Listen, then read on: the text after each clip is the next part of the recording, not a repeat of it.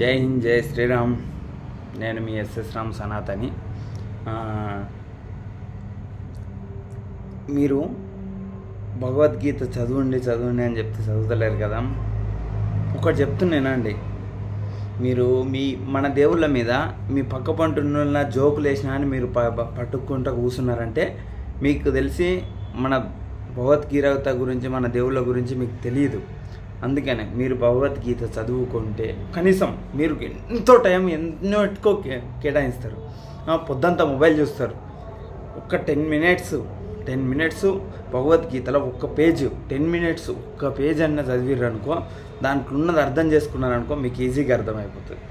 అర్థమైందా? ఎప్పుడు ఫోన్ చూస్తూనే ఉంటారు కదా. ఒక్క భగవద్గీత ఒక్కటి ధర్మం కోసం, ఎప్పుడు కానీ ధర్మాన్ని రక్షించే వరకే నీకు ఇక్కడ భూమి మీద నూకలు ఉంటాయి, లేకుంటే ఉండయి. దయచేసి చెప్తున్నా, మీరు ఎంటలేరు. ఇంకా ఎప్పుడు మాంతారో, మీరు మారే వరకు ఇది ఇలాగే ఉంటుంది.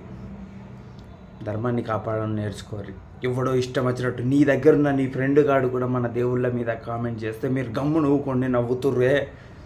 అది మీదే, మీ తప్పు కాదు. మిమ్మల్ని కన్న వాళ్ళ తప్పు, వాళ్ళు నేర్పించకపోవడం తప్పు. ఈ 60 ఏళ్ళ పాలించినప్పటి నుంచి మనకేం చెప్పకుండా ఆగిరు. చూసినావా? మన ధర్మాన్ని మొత్తం బయటికి రాకుండా ఇది మొత్తం కట్టడి చేసి పెట్టిరు. చూసినావా? వాళ్ళు చేసిరు.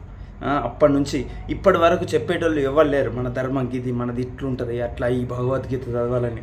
కనీసం మన రాబోయే జనరేషన్ కన్నా నేర్చుకునేలా చెప్పండి. మీరు ఇప్పటి నుంచే నేర్పండి. లేదు ఇక మేము కూడా ఇట్లే బతికినాం, వాళ్ళు కూడా ఇట్లే బతికినాం అంటే లాస్ట్కు మన గుద్ద కిందికి నీళ్ళు వస్తాయి కానీ మనకు తెలియదు అంటారు. చూసినావా? అట్లా మన ఇంటి మీదికి వచ్చే వరకు కూడా మనకు తెలియదు ధర్మం గురించి. మీకోసం సనాతన ధర్మం గురించి ఎవరి కాదు, సనాతన ధర్మం మాత్రమే కాపాడగలుగుతుంది మిమ్మల్ని. అంతే. ఎవడో వచ్చి ఏదో చేయడు, ఎవడు మనోడు కాదు ఎప్పటికీ. ధర్మం రక్షిత. ధర్మాన్ని నువ్వు రక్షించు, ధర్మం నేను రక్షిస్తుంది. జై హింద్, జై శ్రీరామ్.